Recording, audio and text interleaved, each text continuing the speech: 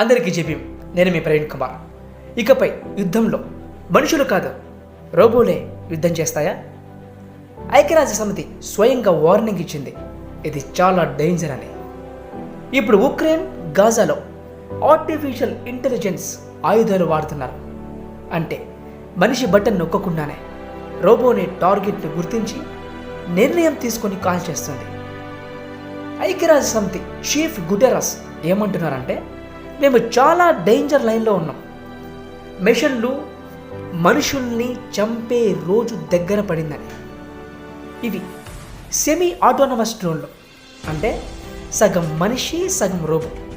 దీనివల్ల రోబోకి గాయపడిన సైనికుడు లొంగిపోయిన సైనికుడికి తెలియదు. పొరపాటున చంపేస్తే, ఎగ్జాంపుల్ అచ్చం శంకర్ గారి రోబో సినిమాలోగానే ఉంటుంది పరిస్థితి. అందుకే ఐక్యరాజ్య సమితి ఈ నవంబర్లో జెనీవాలో మీటింగ్ పెట్టి ఈ రోబో ఆయుధాలను బ్యాన్ చేయాలంటుంది. మీరు చెప్పండి, రోబోలు యుద్ధం చేయడం మంచిదా? కామెంట్ బాక్స్లో కామెంట్ చెప్పండి. ఒక్కటి మాత్రం నిజం, ఐక్యరాజ్య సమితి చెప్తుంది అంటే మనం జాగ్రత్త పడాల్సిందే, లేకపోతే మనుషుల మనుగడకే ప్రమాదం.